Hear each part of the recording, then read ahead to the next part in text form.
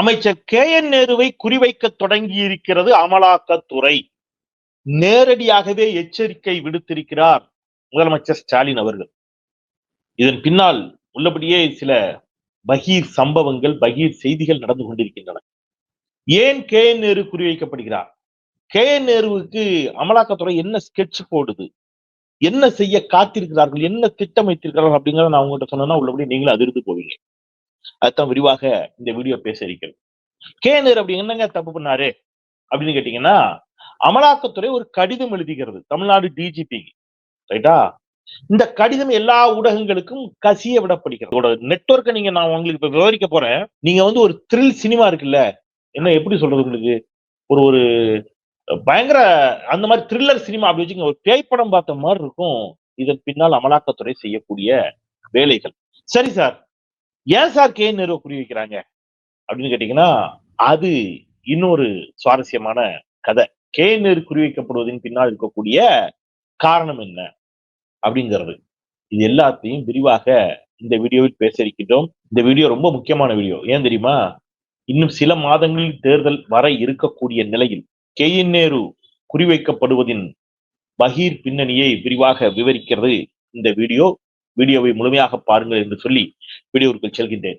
அனைவருக்கும் வணக்கம். இது தமிழ் கேள்வி. மீண்டும் உங்களை சந்திப்பதில் மிக்க மகிழ்ச்சி. நான் செந்தில் வேல் வீச்சு. தமிழ் கேள்வி மறக்காம சப்ஸ்கிரைப் செய்து பாருங்கள், உங்கள் பேராதரவை தாருங்கள் என்று கேட்டு, திராவிடம் 2.0 ஏன் எதற்கு நூல் வெளியீடு மிகச்சிறப்பாக நடந்து முடிஞ்சது. மாண்புமிகு துணை முதலமைச்சர் வெளியிட்டு அவங்களுக்கு தெரியும்.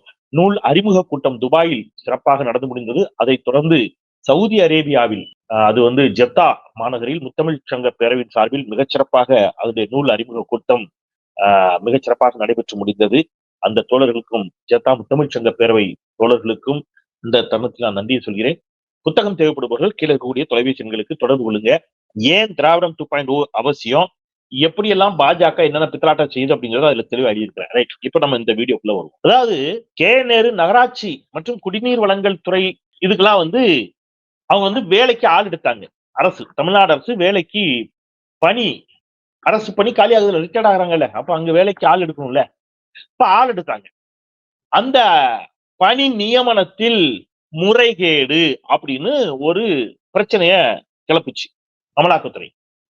ஒன்றிய அரசு அவங்களுடைய ஏஜென்சிஸ் முகமைகள் மெதுவா என்ன செஞ்சாங்க, அதுல முறைகேடு நடந்திருக்குது அப்படின்னு. இப்ப முறைகேடு நடந்துச்சுன்னா என்ன ஆதாரம் வச்சிருக்க, என்ன இருக்கு, ஏதாவது ஆதாரத்தின் அடிப்படையில் ஏதாவது நடவடிக்கை எடுப்பியா? அதெல்லாம் கிடையாது. முறைகேடு நடந்திருப்பதாக நாங்க முதல்ல என்ன செய்வோம் அப்படின்னா, ஒரு தகவலை கசிய விடுவோம். அந்த தகவலை திருப்பி திருப்பி திருப்பி திருப்பி திருப்பி திருப்பி ஊடகங்களிலும் சமூக ஊடகங்களிலும் பேசுபொருளாக்குவோம். பேசுபொருளாக்கி கொஞ்ச நாள்ல அப்படியே என்ன செய்யறது, திடீர்னு ரைடு விடுறது, சோதனை. உடனே எல்லாத்துலயும் பிரேக் வரும்ல, KN நேரு அலுவலகத்தில் சோதனை, KN நேரு வீட்டுல சோதனை, அப்படி அப்படி ஒரு ஒப்பீனியனை உருவாக்கும். ஒரு கட்டத்துல அவரை என்ன செய்யணும், தேர்தல் நேரத்துல இந்த கழக அரசுடைய வெற்றிக்கு அவர் பாடுபடாத வகையில அவரை எங்கேயாவது முடக்க முடியுமான்னு பார்க்கணும். இதுதான் இவருடைய சார். அப்ப அதுல எந்த முறைகேடுமே நடக்கலன்னு சொல்ல வரீங்களா சார்?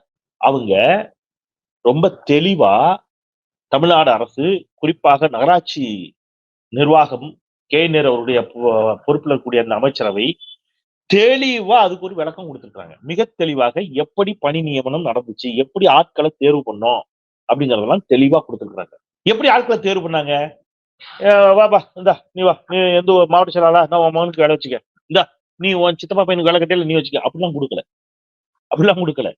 முறையாக நாளிதழில் அறிவிக்கப்பட்டு, தேதி அறிவிக்கப்பட்டு, லட்சக்கணக்கான அப்ளிகேஷன்ஸ் அதை ஃபில்டர் பண்ணி நான் இப்படி வேண்டிய வேண்டாம் அப்படி இல்ல, இவங்க ஒரு கிரைட்டீரியா வச்சிருப்பாங்களா, அந்த தகுதியுடைய அப்ளிகேஷன்ஸ் எல்லாம் அதே மாதிரி பரீட்சை அவங்க எழுதி, அந்த பரீட்சையில் தேர்வானவர்கள் அதன் பிறகு நேர்முக தேர்வு இன்டர்வியூ நடத்தி அதன் அடிப்படையில அவங்க பணி நியமனம் செய்யப்பட்டிருக்கிறார்கள்.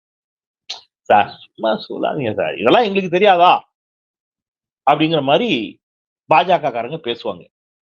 ஆனா இந்த தேர்வை நடத்தியது அண்ணா பல்கலைக்கழகம். நல்லா கொஞ்சம், அண்ணா பல்கலை யார் கண்ட்ரோல்ல சார் இருக்குது அப்படின்னு கேட்டீங்கன்னா, இந்த நிமிடம் வரை அண்ணா பல்கலைக்கழகம் அதனுடைய வேந்தர் ஆளுநர் RN ரவி. அப்ப ஆளுநர் RN ரவி தான் இதுக்கு பொறுப்பா? நீங்க யோசிச்சு பாருங்க. அண்ணா பல்கலைக்கழகத்தின் மூலம் ஒரு தேர்வு நடத்தப்படுதுங்க. அப்ப அதுல முறைகேடு நடந்திருக்கிறது அப்படின்னு ஒருத்தர் சொல்லுவார் என்றால் யார் பொறுப்பு? ஆளுநர் RN ரவி. என்ன அப்படிதானே வரணும். ஆளுநர் ஆர்.என்.ரவி தானே பொறுப்பெடுக்கணும். அப்ப முறையாக ஒரு தேர்வு நடத்துறாங்க. என்னைக்கு நீங்க ஃபர்ஸ்ட் நோட்டிபிகேஷன் கொடுக்குறாங்க இதுக்கு வேலைக்கு ஆள் எடுக்கிறத பத்தி 2/2/2024 பிப்ரவரி மாசம் 2ஆம் தேதி 2024 கொடுக்குறாங்க. டோட்டல் வேகன்சிஸ் 2569 பிளஸ் 110 சரியா வேகன்சிஸ் கொடுக்குறாங்க. அப்ளிகேஷன் எவ்வளவு வந்திருக்குன்னு கேட்டீங்கன்னா 2,499 அப்ளிகேஷன்ஸ் வந்திருக்கு. இந்த அப்ளிகேஷன்ஸுக்கு தேர்வு மையங்கள் 38 மாவட்டங்கள்ல 187 தேர்வு மையங்கள் வச்சு இந்த தேர்வு நடத்துறாங்க. இந்த அப்ளிகேஷன்ல total number of applications appeared for the exam நேர்ல வந்து தேர்வு எழுத வந்தவங்க 1,12,955 பேர். 1,12,955 பேர் நேர்ல வந்து எக்ஸாம்ஸ் எழுதுறாங்க. சரி, மெரிட் லிஸ்ட் பப்ளிஷ் பண்றாங்க. என்னைக்கு பப்ளிஷ் பண்றாங்க, யாரெல்லாம் தகுதின்னு 20/9/2024 ரைட்டா. தேர்வு என்னைக்கு நடந்துச்சு 29, 30, 6ஆம் தேதி 6/7/2024 29/6/2024 30/6/2024 ஆகிய நாட்கள்ல இதற்கான எழுத்து தேர்வு நடைபெற்று அதோட மெரிட் லிஸ்ட் 20/9/2024 பப்ளிஷ் பண்றாங்க. மெரிட் லிஸ்ட்ல 7,272 பேரு ஓகே இவங்க எல்லாம் மெரிட் தேர்வு அப்படின்னு வருது. இவங்களுக்கு இப்ப நேர்முக தேர்வு நடத்துறாங்க. 7/10/2024 தொடங்கி 17/2/2025 வரைக்கும் இவங்களுக்கு என்ன நடக்குது, இன்டர்வியூஸ் நடக்குது. இந்த இன்டர்வியூல நேர்முக தேர்வு இன்டர்வியூல கலந்து கொண்டவர்கள் 6,657 பேர். சரியா. Total number of candidates call for counselling. இப்ப இது வந்து எல்லாம் வரணும்ல, வாங்க கவுன்சிலிங்க்கு பணி நியமனம் கொடுக்கணும்ல. 6,606 பேரு வராங்க. இந்த 6,606 பேர்ல 6/8/2025 அன்று total number of appointment orders issued 2,538 பேருக்கு கொடுக்குறாங்க. ஜாயின் பண்ணது 2,062 பேர் என்ன செய்றாங்க, ஜாயின் பண்றாங்க. ரைட்டா.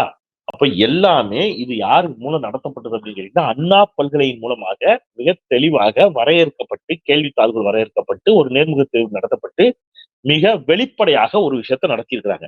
இப்ப இதுல குற்றம் அப்படின்னா அமலாக்கத்துறை என்ன செய்யணும், ஆதாரங்களோடு நிரூபிக்கணும். ஆனா அமலாக்கத்துறை அதை செய்யாது. உச்ச நீதிமன்றம் பல முறை தலையில கொட்டுது அமலாக்கத்துறைய, கேட்காது. அமலாக்கத்துறை இப்ப எப்படி ஆயிடுச்சுன்னு கேட்டீங்கன்னா யாரையாவது அமைச்சர்களை பிடிச்சி மிரட்டுறது, பாத்துக்க உன் மேல கேஸ் போடுவேன், உன் மேல வழக்கு போடுவேன், எனக்கு ஏதாவது பார்த்து கவனி. பச்சையா சொல்றேங்க, அமலாக்கத்துறை மிரட்டி காசு கொடுக்குற ரவுடியை விட கேவலமாயிடுச்சுங்கிறேன். இந்த வார்த்தையினுடைய பொருள் தெரிஞ்சே சொல்றேன். சார் என்ன சார் அமலாக்கத்துறையை போய் இப்படி பேசுறீங்க, என்ன அமலாக்கத்துறையவே பேசுறீங்கன்னா அதான் நடந்துச்சு. நம்ம ஊர்ல ஒருத்தனை பார்த்தோம்ல, திண்டுக்கல்ல ஒருத்தன் பார்த்தோம்லாங்க, அமலாக்கத்துறை அதிகாரி ஒரு டாக்டரை மிரட்டி காசு கொடுக்குறான். அப்ப ரவுடிக்கு அவனுக்கு என்ன வித்தியாசம்? இதே மாதிரி மகாராஷ்டிராவில் நடந்துச்சு. இந்தியாவில் பல மாநிலங்களில் அமலாக்கத்துறையினர் மிரட்டி காசு வாங்குகிறார்கள். அப்ப இப்ப நீங்க கேள்வி போய் மிரட்டி தான் என்ன சொல்லுவாரு, நீங்க சும்மா அதெல்லாம் மடியில கணக்கு இருக்கிறவங்க தாங்க வழிக்கு பயப்படுவான் அப்படின்ட்டு போயிருவாரு. அவருக்கு அண்ணாச்சி அப்படிதான் பேசுவார், அந்த ஸ்டைல தான் பேசுவார் ஐயா. அப்படின்ட்டு போயிருவாரு. அவர் இதுக்கு பயப்படுறது இல்ல. அப்ப பயப்பட மாட்டாரு. காசு கொடுக்கல அப்படின்னு ஒண்ணு என்ன செய்யறது, லிட்டரலி இந்த தமிழ் சினிமால மிரட்டுவான்ல, நீ எனக்கு இத்தனை மணிக்குள்ள காசு கொடுக்கலன்னா நான் உன் குடும்பத்துல உன் பிள்ளைய கடத்திடுவேன், இந்த மாதிரி மிரட்டுவான்ல, இந்த மாதிரி பண்றது. இப்ப காசு கொடுக்கலன்னு ஒண்ணு என்ன பண்றது, அந்த அமைச்சர்கள் எல்லாம் குறி வைக்கிறது. இது ஒரு பக்கம். இன்னொன்னு அதை எப்படி குறி வைப்பாங்கன்னா அப்படியே கருத்துருவாக்க அரசியல். ஒன்றிய பாஜக அரசுடைய வேலை என்னன்னா கருத்துருவாக்கம். நல்லா புரிஞ்சுக்க, இந்த வார்த்தை ரொம்ப முக்கியம், கருத்துருவாக்கம். நீங்க ஒருத்தருடைய புகழை நீங்க வந்து அடையணும்னா 20-30 வருஷம் உழைக்கணும். இந்த எல்கேஜி படத்துல காட்டியிருப்பாங்க பாருங்க, எல்கேஜின்னு ஒரு படம் வச்சுல்ல, ஆர்ஜே பாலாஜி நடிச்ச படம். அதுல சொல்லுவார் ஆர்ஜே பாலாஜி, அந்த ஸ்ட்ராட்டஜி டீம் சொல்லும், நீ இவரை மாதிரி உழைக்கணும், டெய்லி வந்து கல்யாண வீடா இளவு வீடா எல்லாத்துக்கும் போகணும், மக்களோட நிக்கணும். அதுல அந்த மக்களோட நிப்பாரு ஒருத்தர். இவர் பாப்பாரு, ஏன்னா எவ்வளவு நாள் நான் போய் கஷ்டம், நான் ஒரு ஐடியா பண்றேன், நான் அவர் அளவுக்கு புகழ் பெறுவதற்கு தான் எனக்கு அவ்வளவு டைம் ஆகும், அவருடைய புகழை சிதைப்பதற்கு எனக்கு 2 நாள் போதும், நான் அப்படி பண்ணி விட்டுறேன் பாக்குறியா அப்படின்னு சொல்லிட்டு என்ன பண்ணுவாரு, அந்த எதுக்க நிக்கிற அரசியல்வாதியுடைய புகழை சிதைப்பதற்கு சீர்குலைப்பதற்கான வேலையை செய்வார். ஒரு கட்டத்துல என்ன பண்ணுவாரு, அவர் ஆம்பளே இல்லைன்னு சொல்லிடுவார், இவர் பெண், இவர் அறுவை சிகிச்சை செய்து ஆணாக மாறி இருக்கிறார், இவர் இன்னொருத்தருடைய மனைவின்னு கிளப்பி விட்டுறான். ஏங்க நீங்க நம்ப மாட்டீங்க, அந்த படத்துல பாத்தீங்கன்னா உங்களுக்கு தெரியும், பத்திரிகையாளர் போய் கேட்பான், நீங்கள் பெண்ணாமே அப்படின்னு. இப்ப எவ்வளவு பாருங்க எப்படி கருத்துரும். இப்ப கடைசி அந்த படத்துல அவரு தன்னை ஆண் என்று நிரூபிப்பதற்கு அவர் போராடிட்டு இருப்பாரு, மத்த வேலையெல்லாம் விட்டுட்டு. இப்ப அந்த மாதிரி இப்ப என்ன கேட்டீங்கன்னா கருத்துருவா கடைசியில போற போக்குல அப்படியே ஒண்ணு சொல்லிட்டு அதை திருப்பி திருப்பி திருப்பி அந்த கருத்தை உருவாக்கிட்டு நகர்த்துறது. இந்த வேலையை தான் அண்ணாமலைன்னு இங்க ஒருத்தர் இருந்தாரு, பண்ணிக்கிட்டே இருந்தார் இந்த வேலையை. என்ன சொன்னார் அந்த அண்ணாமலை? எனக்கு இருக்கிறதுக்கே வீடு இல்ல, நான் வந்து என் வீட்டு வாடகைய நண்பர்கள் கொடுக்குறாங்க, டீசல் கட்சி போடுது, சொன்னாரா சொல்லலையா? என் வீட்டு செலவெல்லாம் என் நண்பர்கள் பார்த்துக் கொள்கிறார்கள், சொன்னாரா சொல்லலையா? உண்மையை சொல்லணும், மக்கள், நாட்டு மக்கள் உண்மையை சொல்லணும். அப்ப வீட்டு வாடகையில இருந்து வீட்டுக்கு மளிகை ஜாமான் வரைக்கும் நண்பர்கள் பார்த்துக் கொள்கிறார்கள் என்று சொன்ன அண்ணாமலை இன்னைக்கு சில பல ஆயிரம் கோடிகள் மதிப்புள்ள ஒரு ரியல் எஸ்டேட் பிசினஸ பெங்களூருவில் செய்கிறார். கேட்டா சொல்றாரு, ஏன் நான் பிசினஸ் செய்யக்கூடாதா, நான் வாழக்கூடாதா, எனக்கு குடும்பம் இல்லையா? டேய், அதே தான்டா நாங்களும் சொன்னோம், நாங்களும் அதைத்தான் சொன்னோம். முறையா தொழில் செய்து வளர்ந்த பலரை நீங்க என்ன செஞ்சீங்க? என்னெல்லாம் கேள்வி கேட்டீங்க? கேட்டீங்களா இல்லையா? அப்போ அண்ணாமலை இன்னைக்கு என்ன சொல்றாரு? நான் தொழில் செய்யக்கூடாது. அண்ணாமலைக்கு 10,000 கோடி ரூபாய் பணம் எங்கிருந்து வந்துச்சு? யார் கேட்டா? சரி, இப்ப கே நேரு ஏன் குறிவைக்கப்படுகிறார் அப்படின்னு கேட்டீங்கன்னா, கே நேரு போன்ற அமைச்சர்களை குறிவைப்பதன் மூலம் இந்த ஆட்சி, எந்த ஆட்சி?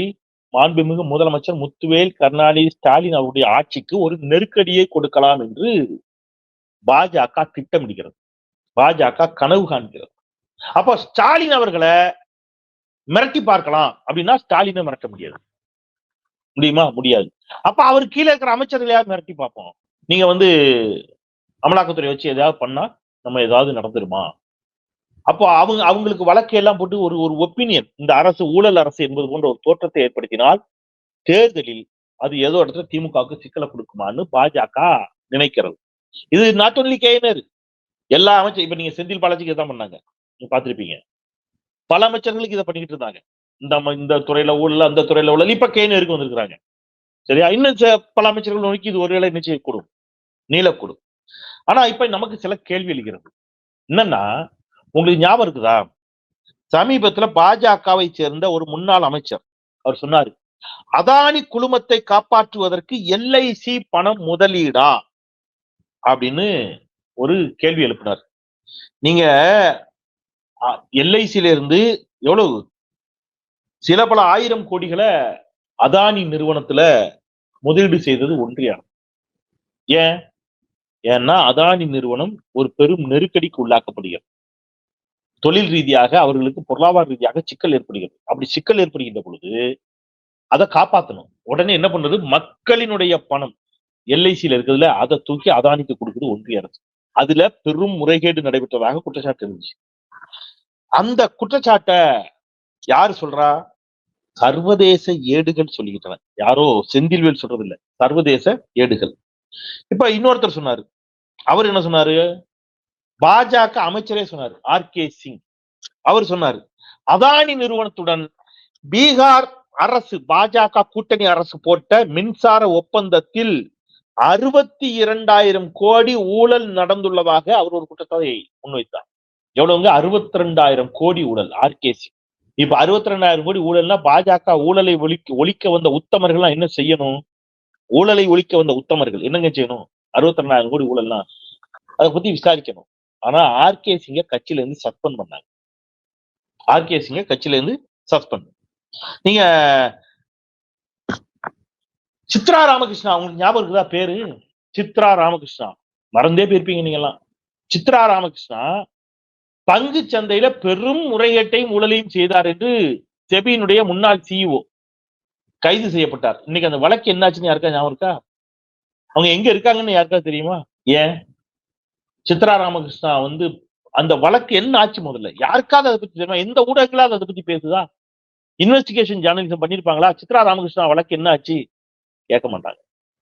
மாதவி பூச் ஞாபகம் இருக்கா? செபி முறைகேடு, எல்லாம் 10,000 கோடி ரூபாய் முறைகேடு, ஆதாரங்களோடு வெளியிட்டது, ஹிண்டன்பர்க் வெளியிட்டது, சர்வதேச ஏடுகள் வெளியிட்டன, பிபிசி எழுப்பிய கேள்விகள் இருக்கின்றன. பாஜக எதுக்காவது பதில் சொல்லிச்சா? எதை பத்தியாவது கலங்கிச்சா? அப்ப அண்ணாமலையில தொடங்கி செபி வரைக்கும் 10,000 கோடி ரூபாய் ஊழலை பாஜக பல லட்சம் கோடி ரூபாய் ஊழலை செஞ்சிருக்கு. சிஏஜி அறிக்கை சொல்லிச்சு 7,5 லட்சம் கோடி ரூபாய் ஊழல். சிஏஜி அறிக்கை. அதை பத்தி பாஜக இன்னைக்கா கவலைப்பட்டிருக்குமா? எதை பத்தியும் கவலைப்படாது.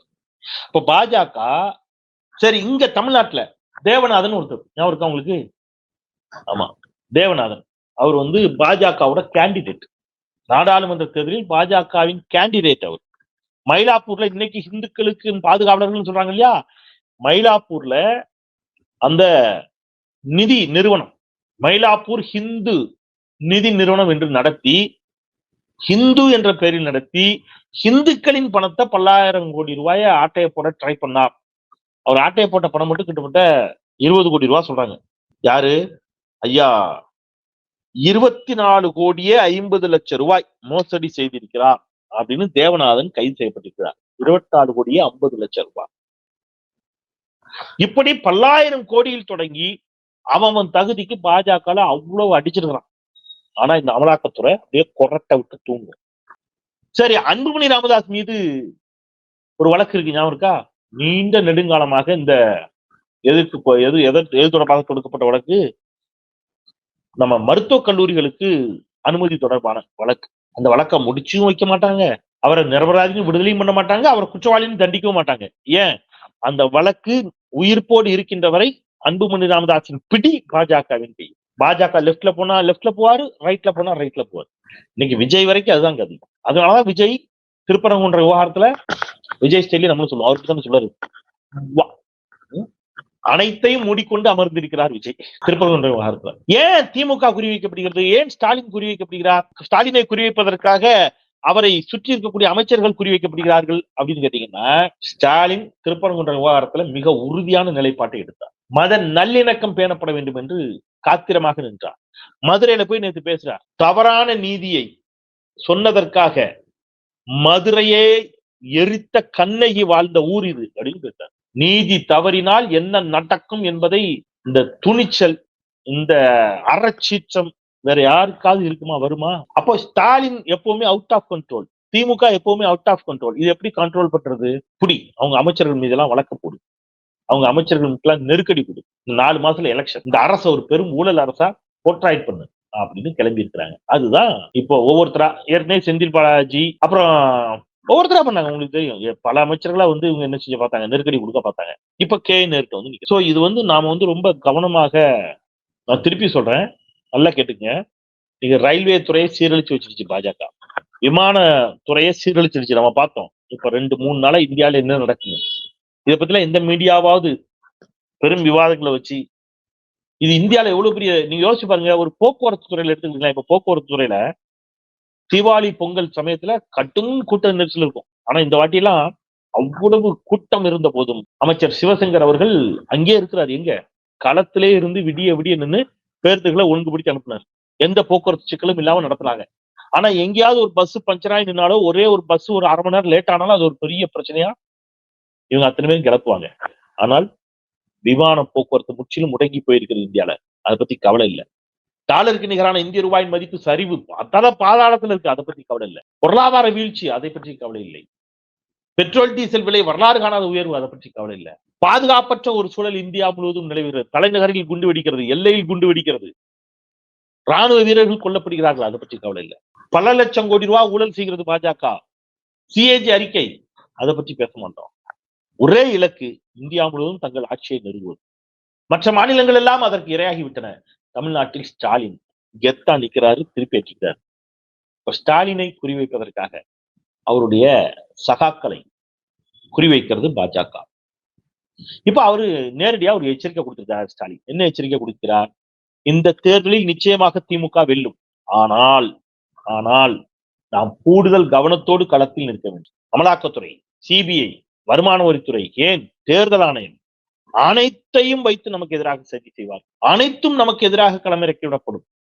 நாம் மிகுந்த கவனத்தோடு, கூடுதல் கவனத்தோடு இருந்தால் மட்டும்தான் வெற்றி பெற முடியும் என்று இன்றைக்கு அவர் இந்த ஏஜென்சி எல்லாம் பகிரங்கமா மக்கள்கிட்ட அம்பலப்படுத்தி எச்சரிக்கை விடுத்திருக்கிறார். நேரடி எச்சரிக்கையை கொடுத்திருக்கிறார். நாம அந்த எச்சரிக்கையை கவனத்தில் கொண்டு வெல்வோம் 200 படைப்போம் வரலாறு என்பதை நோக்கி நகரணும் அப்படின்னு சொன்னா, ஒவ்வொரு வாக்கும் இந்த தேர்தலில் முக்கியம் என்பதை கவனத்தில் கொண்டு களமாட வேண்டும். இன்னும் அடுத்தடுத்த மாதங்கள்ல அமலாக்கத்துறை இன்னும் வேகத்தை காட்டக்கூடும். இதே மாதிரி பல பொய் வழக்குகள், புனை வழக்குகள், கருத்துருவாக்கங்கள் நடைபெறக்கூடும். அதை நான் மீடியாஸ்க்கு அன்போடு கேட்டுக்கிறதா, மீடியாஸ், ஊடகங்களுக்கு எங்கேயாவது ஒரு பஸ் பஞ்சரானா அவ்வளவு பெரிய பிரச்சனையா இருக்கு. ஒரு தகவலை விஜய் தரப்புலயா தகவல் தான் கசிய விடப்படும், அமலாக்கத்துறையா தகவல் தான் கசிய விடப்படும். கசிய விடப்படும் தகவல் தான் ஊடகங்கள் முழுக்க நிரம்பி கிடைக்கின்றன. சோ இதை வச்சு ஒரு கருத்துருவாக்க அரசியலை செய்ய பாஜக நினைக்கிறது. தயவு செய்து தமிழ்நாட்டு ஊடகங்கள் அதுக்கு துணை போய்விடக் கூடாது. மற்ற வட இந்திய ஊடகங்களுக்கும் தமிழ்நாட்டு ஊடகங்களுக்கும் ஊடகவியலாளர்களுக்கும் நிறைய வித்தியாசம் இருக்கு. நிறைய இந்த தமிழ்நாட்டு ஊடகவியலாளர்கள் பல நேரங்களில் அறத்தின் பக்கம் நின்று சண்டை செஞ்சுக்கிட்டு இருக்கிறாங்க. இன்னமும் மெயின்ஸ்ட்ரீம் மீடியாக்களும் செஞ்சுட்டு இருக்கிறாங்க. ஆனால் ஒரு சில ஊடகங்கள், நான் எல்லாரையும் சொல்ல, ஒரு சில ஊடகங்கள் பாஜகவின் இந்த கருத்துருவாக்க அரசியலுக்கு பலியாகி இரையாகி அத நீங்க எப்படியாவது திமுக ஆட்சியை தடுக்கலாம் நினைக்கிறீங்க. அது ஒருபோதும் நடக்காது. நிச்சயம் மீண்டும் திமுக ஆட்சி மலரும் என்பதை உறுதியாக சொல்லி மீண்டும் ஒரு முறை தமிழ் கேள்வியை சப்ஸ்கிரைப் செய்து வாருங்கள், உங்கள் பேராதரவு தாருங்கள் என்று கேட்டு விடைபெறுகின்றேன். குரலற்றவர்களின் குரலாய் நான் செந்தில். நன்றி.